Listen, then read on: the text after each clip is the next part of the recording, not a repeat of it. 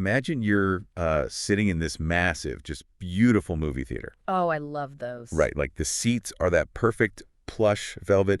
You have your popcorn.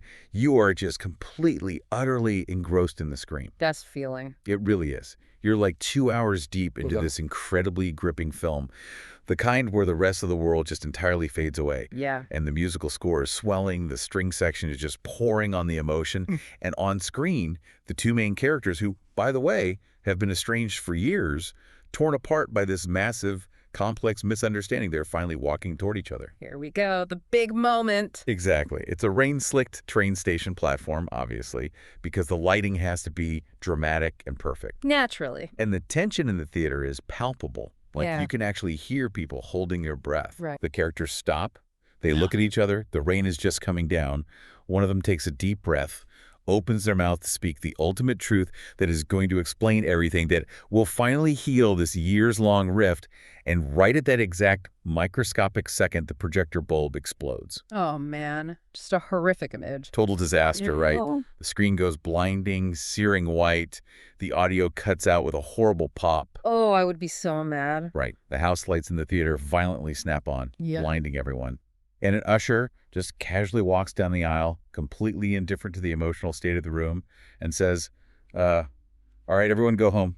The movie's over. I mean, you can physically feel the collective groan of the audience in that scenario. Absolutely. Because your brain immediately, almost aggressively, demands the final act. Yeah. Like, in that moment, it doesn't just feel like a technical malfunction. It feels like a theft. It feels like you have literally been robbed of the emotional payoff you invested 2 hours of your life to earn. Yeah, exactly. And I want you, listening to this, to hold on to that exact feeling of intense, lingering frustration.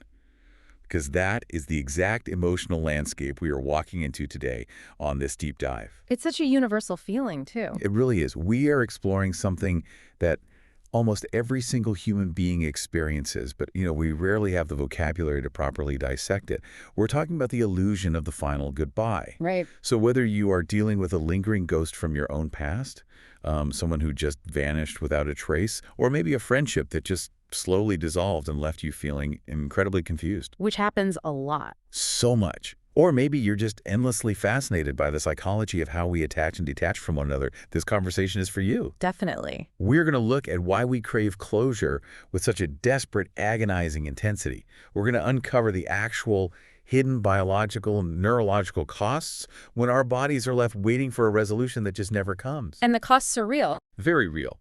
And ultimately, how you can find real, lasting peace in the messy, entirely unscripted, unresolved endings of real life. Yeah. And to really get into this, we have to start by completely dismantling a foundational premise that honestly most of us don't even realize we hold. Okay, it's that.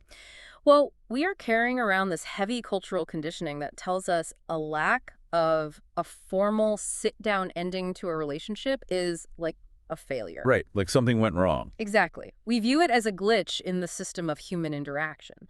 But when you actually look at the psychological and sociological realities, a definitive ending is actually the anomaly. Wait, really? The definitive ending is the weird thing? Yeah. The lack of a formal ending is the default natural state of emotional evolution. Wow. So the goal here isn't to figure out how to force people to give us a dramatic final scene.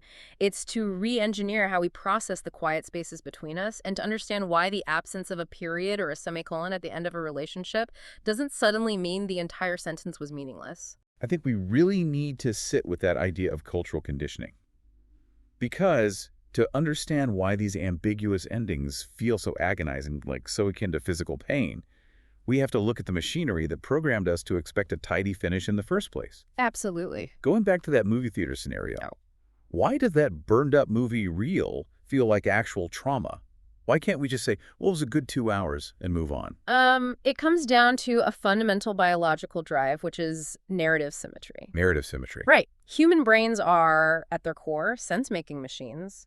I mean, we evolved to survive by identifying patterns. If A happens, then B happens, which leads to C. So we're just constantly connecting dots. Exactly. This pattern recognition is how our ancestors figured out weather systems, animal migrations, tribal politics. So we've evolved to understand the entire world through the structure of a story. A clear beginning, a messy but logical middle, and a definitive end that ties the variables together. Okay, that makes sense. So when a plotline, whether it's a literal movie or a marriage, is left unresolved, it leaves us intellectually and emotionally unsettled.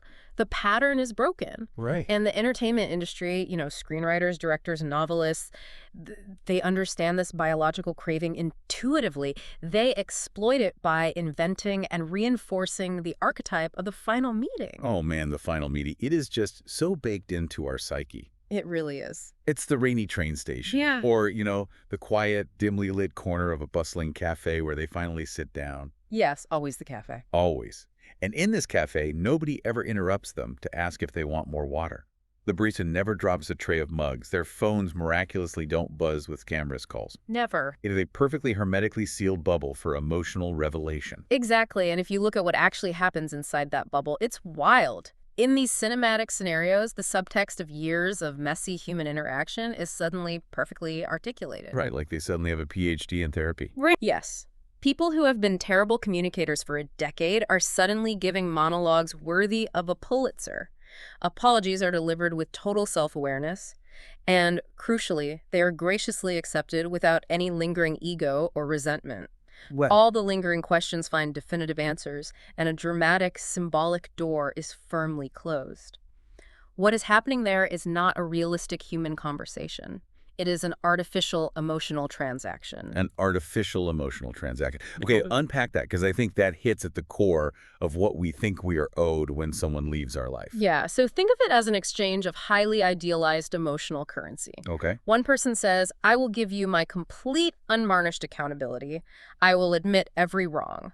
And in return, the other person says, I will give you my absolute forgiveness and absolution. So it's perfectly balanced trade. Exactly. Because of this perfectly balanced transaction, both characters get to walk away lighter. They are perfectly equipped to begin the next act of their lives with zero baggage. It is incredibly satisfying to watch on a screen because it balances the emotional ledger to a clean zero.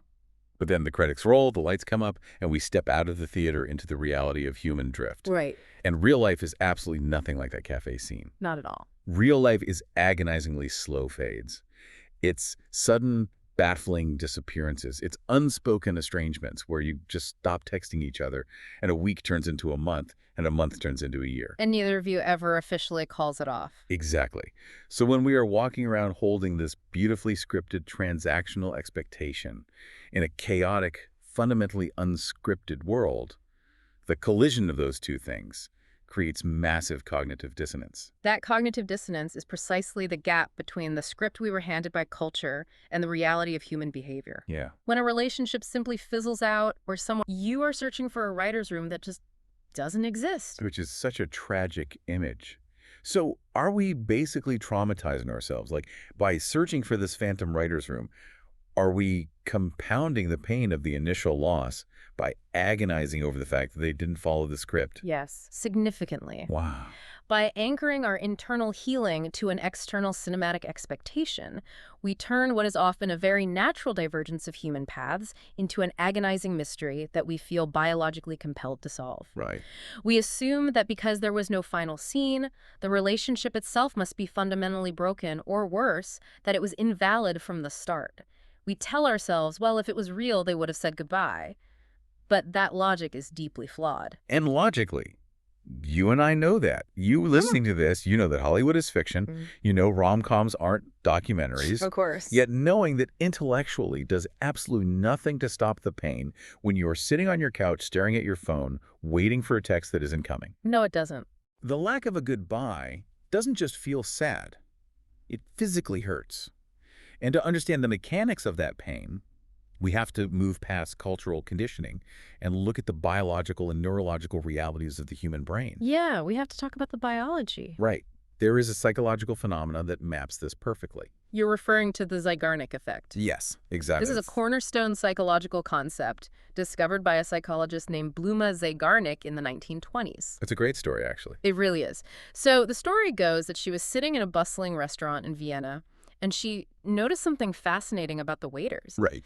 They could remember incredibly complex orders: who had the veal, who had the soup, who wanted extra bread, with perfect accuracy, right up until the moment the bill was paid. And then what? The exact second the transaction was completed and the tab was closed, the waiters completely forgot the order. Like, if you asked them 5 minutes later what a table had eaten, they couldn't tell you. Because the loop was closed. Precisely. The Zeigarnik effect states that the human brain remembers interrupted or uncompleted tasks significantly better and with much more intensity than completed ones. Okay, so it's like a jigsaw puzzle. Yeah. If I finished a 1,000-piece puzzle, I look at it, I feel satisfied, and then I put it in the box and basically forget about it. Right. But if I get to the very end and I am missing one single piece right in the middle of the picture, I will obsess over it. I'll look under the rug, in the couch cushions. I'll be thinking about it while I'm trying to fall asleep. Yes, because when a task, or in our context, an interpersonal relationship is left without a clear boundary resolution, the brain stubbornly refuses to file it away. It just keeps it active. Exactly. It stores it in your active working memory. It treats the interaction as an ongoing open file that requires constant background processing. This explains a phenomenon that baffles so many people. Why a relationship that ended via ghosting can haunt someone for 10 years, feeling as emotionally raw and fresh as yesterday, while a cleanly resolved, highly communicative, even if highly painful breakup naturally fades into a long-term archival memory. Because the file is closed. Exactly. The brain is perfectly capable of archiving a closed file, even a very sad one. But it is biologically mandated to keep an open file running in the foreground. That is just wild to think about. Like, the brain literally overrides your conscious desire to move on. It completely ignores what you want. You can say, I'm over them all you want, but your working memory is saying, no, the file is open, I am still processing. Yeah. And this isn't just a quirky mental habit, right? There is a severe, measurable physical cost to this. Yeah. We are talking about physiological burnout from anticipatory waiting. The physical toll is immense, and honestly, it's often misdiagnosed as general anxiety or depression. Oh, I bet. When you are chronically anticipating an elusive conversation, waiting for that text to arrive, waiting for the apology, waiting for the moment they realize what they lost your body is not at rest. It keeps the sympathetic nervous system engaged in a low-grade state of fight or flight. So you are just marinating in stress hormones. Your cortisol and your adrenaline are just constantly elevated. Constantly. And your nervous system is not designed to sustain fight or flight for months or years. Right, that's supposed to be temporary. It's designed to outrun a predator and then rest. When it is sustained, it leads to chronic fatigue, emotional exhaustion, digestive issues, and profound burnout. Wow. Your nervous system doesn't differentiate between waiting for a life-altering apology from an ex and scanning the horizon for a physical threat. It just registers that something vital to your reality is unresolved, and therefore you cannot safely power down. Okay, I have a speculative question here, because this is where the evolutionary biology gets really fascinating. Okay, go for it. If my nervous system is flooding my body with cortisol while I sit safely in my apartment waiting for a former friend to text me back, is my brain basically glitching?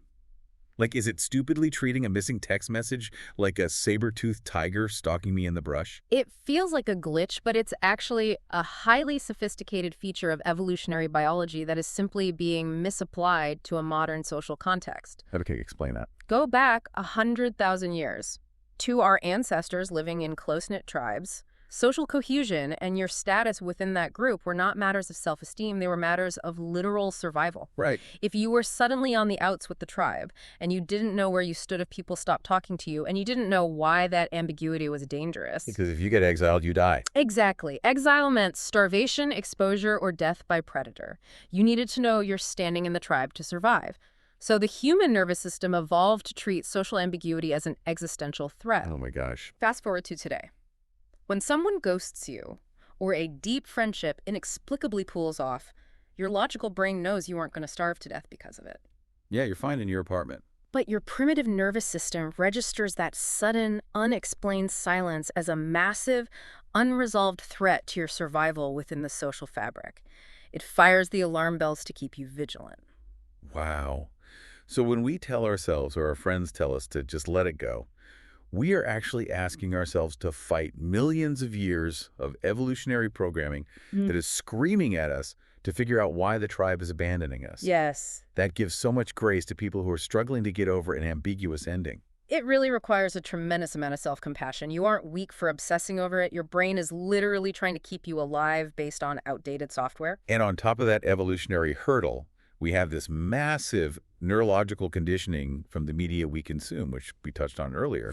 But there's a biological layer to that media consumption, isn't there? When we watch those high-conflict, dramatic reconciliations on screen, it actually alters our brain chemistry. It does. Neurological imaging shows that when we watch the rainy train station apology, our brain's reward centers completely light up.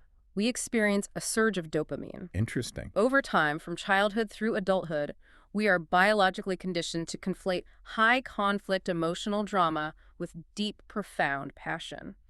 We learn on a fundamental neurological level that true love or true friendship or any relationship of value requires this agonizing tension followed by a dramatic, cathartic resolution. So we basically become dopamine addicts for the drama of closure. Exactly. We might actively seek out toxic, circular arguments with people in real life because our brains have been trained to think that a quiet, peaceful, uneventful ending means the relationship didn't matter. We equate the volume and the volatility of the ending with the value of the connection itself. If it doesn't end with a bang, we assume it was worthless. And that is an incredibly dangerous metric for measuring human worth. So let's bring this down from the abstract neurology into a highly detailed reality. There is a fascinating case study in this source material that illustrates this working memory loop and the physiological toll perfectly. Oh, the systems engineer. Yes, the story of the systems engineer.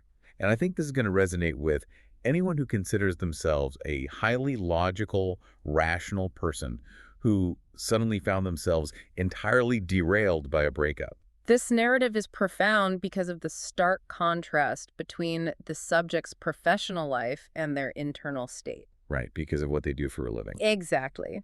We are looking at a professional systems engineer, someone whose entire career, their entire day-to-day existence, is predicated on meticulously optimizing variables, balancing infrastructure, and resolving logical errors in complex systems. Very logical. And this highly rational individual found themselves completely paralyzed by a personal relationship that ended without a single explanatory sentence. Just a total abrupt disappearance by their partner during a period of intense personal transition. A ghosting of the highest order. And for 7 years, this engineer harbored a mental draft of an email to this person who vanished. 7 years. And this wasn't just, a vague passing feeling of sadness when a certain song came on the radio. The details of this draft are wild. It was a meticulously structured, bullet-pointed ledger. Very on brand for an engineer. Right. It was categorized. It had subsections for specific grievances, chronological timelines of where the communication broke down, and deep emotional inquiries. It was a literal accounting ledger of the soul. Yeah. The engineer operated under this persistent, incredibly powerful illusion that if they could just deliver this document, if they could just force the other person to read it and acknowledge the data points, then the chaotic, painful variables of the past would magically balance out to a pristine zero. They were chasing a perfectly balanced emotional balance sheet. Exactly. The illusion of the balance sheet. It perfectly mirrors that transactional cinematic meaning we talked about. I will give you the data of my pain, you will input the data of your accountability, and the system will output closure. That was the hope. But the tragic reality is the other person isn't even in the accounting department anymore. They have left the building, they changed careers, they don't even use that software anymore. Which brings us to the engineer's epiphany, which is one of the most brilliant moments of reframing I've seen in clinical case studies. Oh, it's so good. Walk us through it. So one evening, this engineer was at work reviewing system logs and archive automation scripts. They were looking at how the servers were allocating resources, and it suddenly clicked. The light bulb moment. Yes. Maintaining this massive, unsent draft in their mind, constantly revising it, constantly adding new bullet points every time they had a shower argument with this ghost. It was an ongoing background process consuming vital cognitive resources. Right. It was exactly like a memory leak in a poorly optimized server. Okay, for anyone listening who might not be deep into tech, a memory leak is essentially a bug where a computer program incorrectly manages memory allocations. A process starts running, it takes up some RAM, but it never releases that memory back to the system when it's done. So it just keeps eating up more and more memory quietly in the background until eventually the whole computer slows to an agonizing crawl, freezes, or just completely crashes. That is exactly what was happening to the engineer's brain. Wow. The other person had long since uninstalled the application of their shared history. They were gone. But the engineer was running a continuous resource-heavy diagnostic loop on a server that had been decommissioned 7 years ago. 7 years of wasted RAM. Exactly. The exhaustion, the inability to fully engage in new relationships, it was all because their internal RAM was being devoured by a ghost process. And the turning point of this story is so anti-Hollywood, which is why it's so powerful. Very true. It wasn't a dramatic late-night phone call. It wasn't running into them at a coffee shop and finally delivering the speech. It was the quiet, deliberate, solitary act of deleting the draft without ever sending it. That active deletion was not a surrender. It was an internal administrative decision to terminate an abandoned process. Oh, I like that. Internal administrative decision. Yeah. It was the realization that closure was not an exchange with another person. It was a unilateral system override.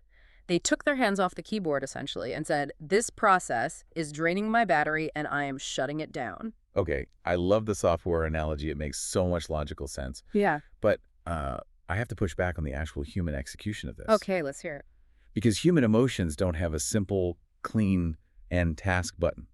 I can't just open my brain's task manager, highlight grief over my ex, and click force quit. Right. If only we could. The heart doesn't respond to administrative commands. Yeah. So how does a person actually force quit a process that their entire emotional nervous system insists is still vital and running? That is the essential question. The leap from logic to somatic reality. Because you're right, intellect alone cannot close the loop. It just can't. To answer how we actually force quit, we have to look at how human beings have historically closed chapters for thousands of years. Okay. The engineer was able to create an internal termination because they mapped it to a system they deeply understood. But for most of us, society has completely failed to provide a ritual for this specific kind of ambiguous grief. That's so true.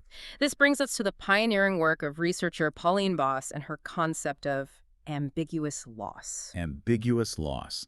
Now, this is usually applied to very specific tragic situations, right? Yeah, historically. Like families of soldiers missing in action, or someone caring for a spouse with advanced Alzheimer's situations where there is a physical absence but a lingering psychological presence, or a physical presence but a psychological absence. Exactly. It was developed to describe grief that has no definitive boundary and no clear resolution. But modern sociologists and psychologists are increasingly applying this exact framework to interpersonal ghosting and the slow fades of the digital age. Because the nervous system experiences the ambiguity in exactly the same way. Right. The person is gone, but the ghost is sitting on the couch next to you. Yes. There is no clear boundary. And human beings are profoundly ritualistic creatures. This is undeniable. Oh, for sure. Across every culture, every religion, and every century, we have invented incredibly elaborate rites of passage. We have ceremonies for births, we have massive weddings, we have graduations where we wear strange robes, and we have funerals. Right. Why do we do this? Because our nervous systems require physical, externalized markers to process transitions. Okay, that makes sense. A funeral is not for the deceased. A funeral is a somatic, sensory experience designed to tell the nervous systems of the living the state of things has officially, permanently changed. The old reality is gone. So a final goodbye, a breakup conversation, even a really painful one with crying and screaming, is fundamentally a self-generated rite of passage. It's the funeral for the relationship. That is exactly what it is. And when we are denied that rite of passage, when someone exits your life by just blocking your number or fading out over a series of unanswered texts, the brain is left without a neurological milestone. There's no funeral. It has no funeral to look back on. So the Zeigarnik effect kicks in, and the brain loops, constantly scanning the memory banks for the missing data point that proves the relationship is actually over. So if the other person completely denies us that rite of passage, and society doesn't send casseroles when you get ghosted by your best friend, how do we construct our own internal ceremonies? Like, how do we manifest that end task button in the physical world? There is a very specific, actionable framework here that draws on both cognitive behavioral therapy and somatic experiencing. Okay, what is it? It's called writing the unsent ledger and burning it. Wow. Okay. If you are struggling with a profound, ambiguous loss, the clinical recommendation is to sit down and write out every single question, every petty grievance, every deep, unexpressed thought, and every moment of rage or sadness you wish you could say to the person who left. You just let it all out. Everything. You do not edit yourself for tone or fairness. You take the entire active working memory that is spinning in your head and you put it onto a physical page. You export the data out of your head and onto a hard drive. You export the data. Yeah. But the crucial non-negotiable step is what happens next. Which is? You absolutely do not send it. You take that document and you physically destroy it. You burn it, or if you don't have a safe place for fire, you shred it by hand into tiny pieces. Okay, wait. Why does it have to be physical? Yeah. Like, why couldn't I just type it in a Word document and drag it to the trash icon? Or do what the engineer did and hit delete? For a rare few, the digital deletion is enough, especially if their entire worldview is built around digital systems like the engineer. Right. But for the vast majority of human beings, the physical somatic ritual of destruction is vital. Think about what happens when you strike a match. You see the flame, you watch the physical paper curl and turn to black ash. You smell the smoke. You feel the heat. These are visceral, undeniable sensory inputs. These sensory inputs bypass the logical prefrontal cortex and speak directly to the deepest, oldest, most primal parts of the nervous system. The lizard brain. Yes. It signals to the amygdala and the nervous system that a permanent, irreversible transformation has occurred in the physical world. Fire alters matter permanently. Wow. By burning the letter, you are externalizing the closure. You are providing your brain with the exact physical, sensory milestone it has been desperately scanning for. You are giving the ghost a funeral. The irony of this is just incredible. I want you to think about this. To get over a completely invisible digital age, ghosting, like a relationship that may have faded away entirely over iMessage, just ethereal blue bubbles disappearing into the void. You have to do something incredibly ancient, tactile, and physical in the real world. Yes. You have to literally strike a match and burn something down. Yeah. It bridges the gap between the modern digital void and our primitive biology.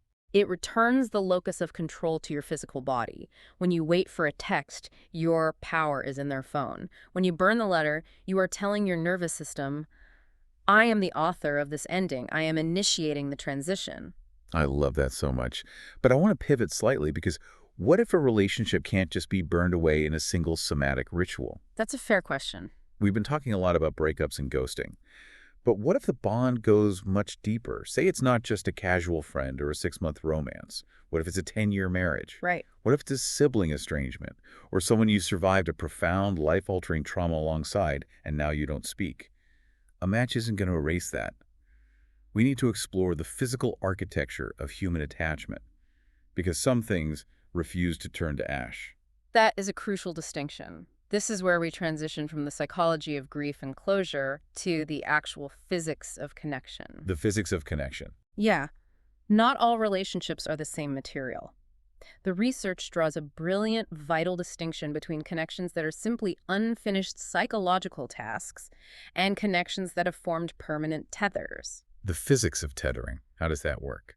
We tend to think that relationships only exist as long as we are actively maintaining them, talking, texting, seeing each other. Sure, out of sight, out of mind. But human bonds do not always require ongoing maintenance to retain their structural integrity within our internal landscapes. Some connections are tethered by massive shared history, profound mutual vulnerability, or significant existential milestones. Like having a kid together. You grew up together, you had a child together, you grieved a death together. These tethers never truly disappear, regardless of physical distance, geography, or decades of absolute silence. And this isn't just romantic poetry, is it? There is longitudinal data on long-term memory to back this up. It is grounded in hard neuroscience. It is entirely neurological. Studies on neuroplasticity, long-term memory, and attachment demonstrate that once a deep neural pathway is forged in the brain through intense emotional vulnerability and repetition, it is never truly erased. Never. Never. The brain is not a whiteboard. You cannot just wipe it clean. The physical architecture of your brain has been altered by that person. So if you can't wipe the whiteboard, how do we ever move on from a deep tether that breaks in the real world? Instead of erasing the pathway, the brain adapts by building what are called inhibitory circuits. Inhibitory circuits. Right. Through the release of neurotransmitters like GABA, the brain essentially builds roadblocks and bypasses around that original pathway. The pathway is still there, fully intact, but the brain reroutes your daily traffic so you don't travel down that specific road every single day and get paralyzed by the memory. Oh, wow. So the road is still paved. It's just closed to daily traffic. Exactly. The tether is permanent in your subconscious architecture. So when a relationship with the deep tether reaches its natural expiration date or ends abruptly, forcing a final dramatic meeting is often a chaotic, artificial attempt to sever a tether that the universe has already quietly untied in the physical world, but remains permanently anchored in the internal world. That's a great way to put it. You can't break the tether, you can only manage the traffic around it. This completely changes the goal. Mm. The goal isn't amnesia. The goal isn't to pretend they never mattered. The actionable framework here is about reframing the tether. Yes. You have to stop fighting the reality that someone from your past still occasionally occupies your thoughts. Right. When a song comes on and you think of them, or you have a dream about them 10 years later, many people panic. They think, oh no, I'm not over them, I haven't achieved closure, I need to reach out. Because we think it's a sign. Right.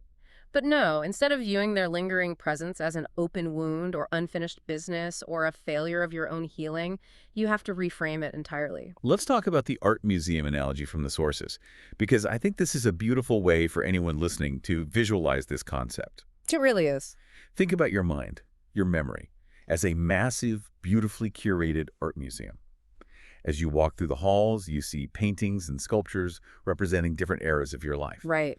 And in one specific wing, there's a massive, incredibly detailed painting of your past relationship with this person. Now, you can walk past that painting. You can stop and look at it. You can acknowledge that it is stunningly beautiful. You can acknowledge that it is profoundly tragic and dark. You can feel the emotion it evokes. Yeah. But you do not have to pick up a brush and touch it up. You don't need to add new paint to it. And you certainly don't have to rip it off the wall and set it on fire. Mm-hmm. It just exists. It is a permanent installation in the collection of who you are. The velvet rope is up. The velvet rope is the perfect representation of the brain's inhibitory circuits. That is what emotional maturity looks like. It is recognizing the fundamental difference between a tether that anchors your history and informs who you are, and a chain that actively drags you backward and prevents you from moving forward. That distinction is huge. Tether versus chain. Right. If you try to aggressively rip a permanent art installation off the wall of your psyche, you don't erase the art. You just severely damage the structural integrity of the museum itself. You hurt yourself trying to destroy a part of your own history. But this brings us to a massive ethical and philosophical tension, a huge roadblock. Oh, yes. If these internal tethers are indeed permanent, and if someone has profoundly wounded us, if they were abusive, if they gaslit us, if they betrayed us and then just disappeared, is there ever a valid, moral reason to aggressively force an external confrontation? It's the big question. Right. Do we have a right to tear down the velvet rope and demand they look at the painting with us? This brings us to a fierce, ongoing clinical debate regarding accountability versus secondary trauma. Let's look at the first side of this. Argument A, the necessity of confrontation. This is a very prominent, highly vocal psychological viewpoint, particularly in certain therapeutic circles that prioritize, speaking your truth. Right. It argues that self-generated closure, burning the letter in your backyard, or peacefully walking past the painting in your mind is simply not enough. In fact, it can be viewed as a form of self-silencing. Oh, interesting. True healing, in this view, requires external validation and direct, undeniable confrontation. Proponents of this view make a very compelling moral argument. They say that if we just quietly accept the fade, if we just do our little breathing exercises and burn our letters, toxic patterns remain completely unexamined. Gaslighting goes totally unchallenged. Yes, they get away with it. And the wounded party is forced to shoulder the entire psychological and emotional burden of self-soothing and recovery, while the person who caused the harm gets to just walk away into the sunset with absolutely zero consequences. Exactly. It frames the pursuit of closure as a pursuit of justice. Justice. Yeah, in this framing, demanding a final meeting, refusing to let them disappear quietly, is not about clinging to a dead past. It is about demanding moral accountability in the present. It's a refusal to let wrongdoers escape the emotional blast radius of their own actions. I mean, I completely understand that drive. When you are deeply hurt, that desire for confrontation feels like righteous justice. You want to shake them and say, look at what you did to me. Of course you do. It's human. But then we have argument B, the other side of the clinical debate, which comes with a heavy warning about the profound danger of reopening those wounds. And this is where clinical reality often clashes with our desire for justice. Argument B posits that the aggressive pursuit of a final goodbye or a closure conversation is almost always a subconscious Trojan horse. A Trojan horse. So it's disguised as a quest for closure, a final ending, But secretly, it's carrying what inside? Secretly, it is carrying the desperate desire to reestablish contact. Well, It is a mechanism to seek validation, or to subconsciously restart the exact dysfunctional cycle that injured you in the first place. Critics of the forced final meeting argue that true closure is rarely, if ever, actually found in the conversation itself. why is that? The reason is brutally simple. The person who caused the confusion or the pain or the betrayal is almost never equipped to provide the clarity you are seeking. That hits so hard. I want to repeat that for anyone taking notes in their head. Eh. The person who caused the confusion is rarely equipped to provide clarity. It is a paradox. If they were capable of clear, empathetic, accountable communication, they wouldn't have ghosted you, betrayed you, or gaslit you in the first place. Right. Attempting to squeeze a satisfying logical explanation out of someone who operates in emotional chaos only invites secondary trauma. It resets your emotional healing clock all the way back to zero because you are winningly subjecting yourself to their exact limitations all over again. I love this line from the reading. You go to a hardware store looking for milk, and you get mad when they only have hammers. Exactly. They don't have what you need. And there is a massive statistical reality check here that completely shatters the idealized Hollywood notion of a mutual healing closure conversation, the myth of mutual understanding. What does the sociological research actually say about what happens when two estranged people sit down to hash it out? The research is staggering. It indicates that in over 85% of cases where both parties explicitly claim they want a closure meeting, their fundamental definitions of what went wrong and what the meeting is supposed to achieve are completely, irrevocably incompatible. 85%. 85%. That means almost 9 times out of 10, if you sit down at that cafe for the final meeting, you aren't even participating in the same reality. Precisely. Let's map it out. Okay. Person A believes the closure meeting is happening so they can finally receive a groveling apology for a specific act of betrayal. Person B, sitting across the table, believes the closure meeting is their golden opportunity to finally explain to Person A how Person A's toxic behavior actually drove them to commit the betrayal. Oh, wow. What a disaster. The narratives are entirely disjointed. Therefore, the meeting does not produce clarity. It does not produce accountability. It produces intense confusion, skyrocketing defensiveness, and almost always a much deeper, fresher wound. This raises a really heavy, unresolved ethical question. And I want us to debate this tension deeply, because it's one thing to say a meeting might not go well, but it's another to ask if we even have the right to demand it. Right. Is it ever morally justifiable to ambush an ex-partner or an estranged friend or an estranged parent for a final conversation when they have explicitly, through their actions or their words, chosen silence? Or is ambushing them a violation of their emotional boundaries, Right. cleverly disguised as your own righteous quest for peace? This is perhaps one of the most complex ethical dilemmas in modern relationships, especially in an era that heavily promotes, speaking your truth and setting boundaries. Yeah, that's everywhere now. If someone has chosen silence, and let's be clear, even if that silence is cowardly, even if it is deeply unfair, immature, and incredibly painful to you, that silence is a boundary. They are communicating via their absence that they do not want to engage. To ambush them, to show up at their workplace, or force a confrontation they have opted out of, is to prioritize your own need for narrative symmetry over their autonomy. But wait, let me play devil's advocate here. Sure. Don't we owe it to ourselves to stand up to manipulation? If someone completely upended my life, lied to me, and then just vanished to avoid the consequences, honoring their boundary of silence feels like letting them win. I hear that. It feels like I am making myself complicit in my own silencing. Like it's cowardice on my part to just let it go. And that is exactly the compelling tension of argument A. You absolutely have a right to your voice and you have a right to your anger, but the clinical perspective asks you to interrogate your own motives. What is the actual tangible goal of forcing them to listen? To make them understand. Right. But if your goal is to somehow change their mind, to make them suddenly realize the error of their ways, fall to their knees, and validate your pain, you are engaging in magical thinking. By demanding that they give you closure, you are actually handing your power right back to the exact person who hurt you, hoping they will wield it better this time. Oh, wow. So forcing the confrontation isn't taking your power back. It's basically saying, I am broken and I cannot heal until you, the person who broke me, Sign this permission slip acknowledging what you did, Yes. which keeps you entirely trapped in their orbit. Exactly. It keeps the locus of control external. True accountability doesn't always look like a tearful confession from the wrongdoer.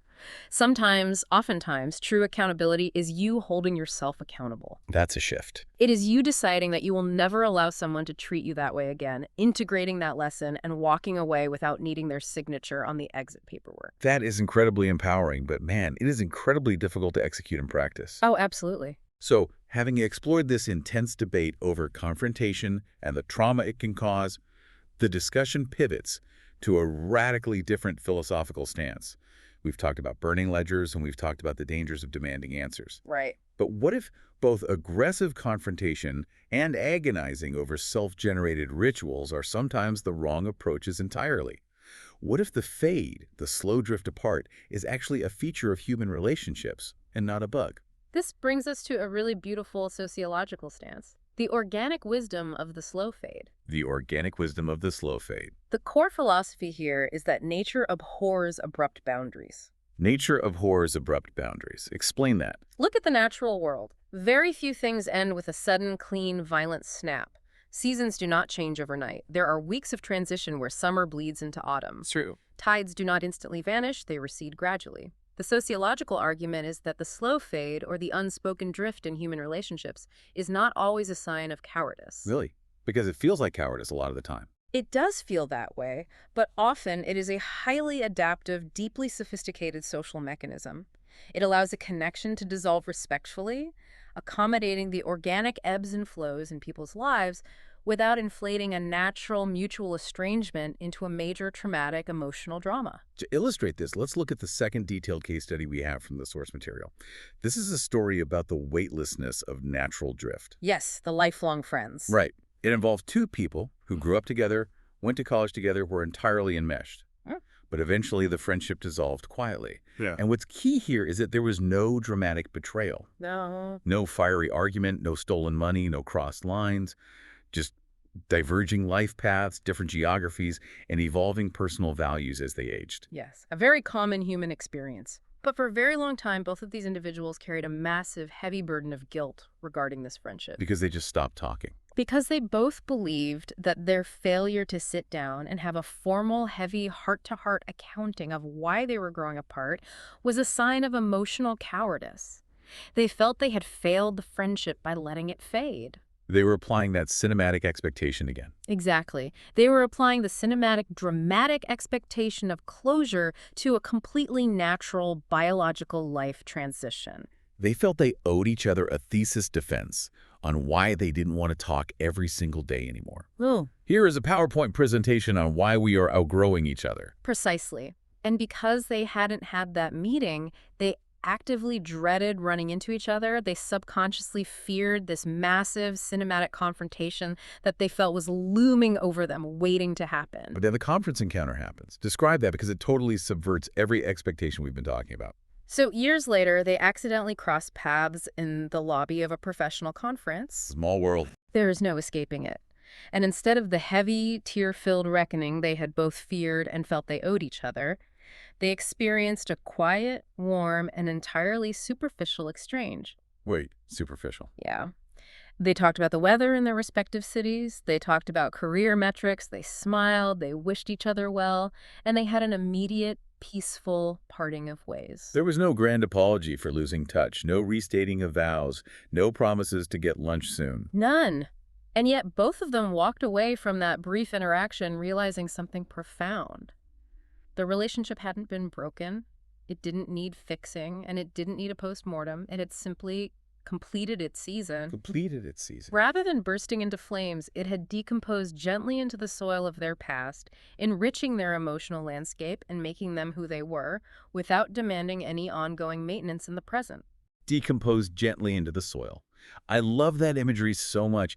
It is such a stark contrast to the urgency of burning the ledger. Hmm. It suggests that some endings need to be burned because they are toxic, but some just need to decompose and become fertilizer for who you are becoming. Exactly right. Which makes me pose a very modern dilemma based on the sources. Does the digital era, specifically the technology we have now, ruin our ability to let things decompose? Oh, that's a great question. We have the block button, we have the ability to sever connections instantly globally with a touchscreen. Does that make us more resilient to sudden endings, or has it completely eroded our capacity to tolerate the natural, uncomfortable gray areas of human drift? That is a brilliant, urgent sociological question. The block button and digital curation in general gives us the illusion of total control over our interpersonal boundaries. We can simulate an abrupt, completely clean break with a single tap. Right, just vanish them. But sociologists would argue it has deeply, perhaps permanently, eroded our psychological tolerance for ambiguity. By providing an instant, artificial, binary cutoff, you are either in my feed or you are blocked entirely. We lose the practice of sitting in the mild discomfort of a slow fade.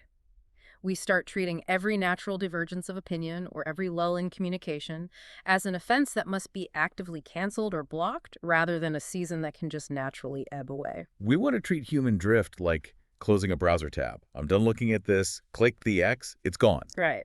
But the brain doesn't work that way. We already established the tether remains, the working memory keeps running. Exactly. The block button is an external tool, not an internal one.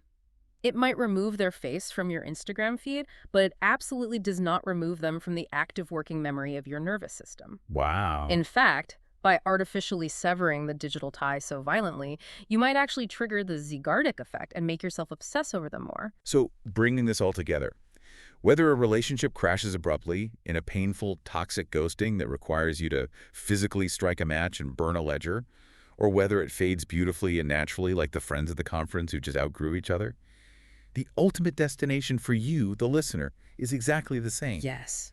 The goal is finding peace. Mhm. And all the clinical and sociological research points to one profound, challenging practice to achieve that peace: radical acceptance. Radical acceptance is not a passive surrender. It is a heavy, active, psychological lift. It sounds hard. It is. It means truly deeply relinquishing the fantasy. It means giving up the hope of retroactively rewriting the past so that it makes sense or has a tidy, satisfying conclusion. Giving up the hope of a better past. Exactly. It is looking squarely at the reality of the situation and acknowledging that other human beings were incredibly complex and deeply flawed. They are often cowardly, they are often overwhelmed by their own lives, or they are completely emotionally ill-equipped to give us the respect, the communication, or the closure that we objectively deserve. And I think it's important to clarify, acknowledging that they're ill-equipped doesn't mean what they did was okay. It doesn't absolve them. It just means acknowledging that it is reality. Yes, that is a vital distinction. Acceptance is not approval. It is not forgiveness. It is simply the cessation of combat with reality. The cessation of combat. When you sit around waiting for a final conversation, you are using that waiting as a psychic anchor. You are keeping yourself tethered to a version of the past that simply no longer exists. And worse, you are holding your own emotional development, your own future, hostage to someone else's future participation. You're basically saying, I cannot move on, I cannot be happy until you allow me to. Exactly. Which brings us to the most crucial transformative shift we can make: shifting the locus of closure. This is the absolute turning point for healing. You must consciously shift from an external locus of closure, where the ending requires the other person's participation, their apology, their understanding of your pain, to an internal locus of closure. Meaning, I decide it's over. You decide that you are the author of your own finality. Think about how empowering this is. You stop treating your own healing as a collaborative project that requires the cooperation of the exact person who wounded you in the first place. Right. When we say it out loud, it sounds completely absurd. You broke my heart, you betrayed my trust, and now I need you to be the surgeon who fixes it. It is a massive conflict of interest. Releasing this requirement, dropping the expectation that they have to fix what they broke, reclaims your complete autonomy. To tie this all the way back to the systems engineering framework from our first case study, we have to develop what is called a radical tolerance for ambiguity. Yes. Just as in complex software engineering, not every bug has a known, identifiable root cause. Not every catastrophic system failure produces a clear, readable error log that tells you exactly what went wrong. Sometimes you just don't, yeah. Sometimes the system just crashes, the screen goes black, and you have to reboot, rebuild the infrastructure, and keep the system running without ever knowing exactly which line of code failed. And we must train ourselves to find peace in those gray spaces. We have to learn to exist comfortably in the spaces where certainty simply does not exist, and where the error log is blank. Okay, let's take a breath and briefly recap this incredible journey we've been on today. It's been a lot. We started by unlearning our Hollywood conditioning, realizing that the rainy train station finale is a manufactured emotional transaction that reality simply doesn't owe us. Right. We dove deep into the neurology of the Zeigarnik effect, seeing exactly how our brains treat unresolved connections as dangerous memory leaks that keep our nervous systems flooded with cortisol, treating social ambiguity like a saber-toothed tiger. We explored the absolute necessity of somatic rituals like writing and physically burning the unsent ledger to provide our primal nervous systems with the rites of passage that modern society denies us. We walked through the art museum of our minds, understanding the neuroplasticity of tethers, that some neural pathways are permanent, Yeah. and we don't have to fight them. We just have to put up the velvet rope of inhibitory circuits. We debated the heavy ethics of confrontation, realizing that seeking answers from those incapable of giving them is often a Trojan horse for secondary trauma.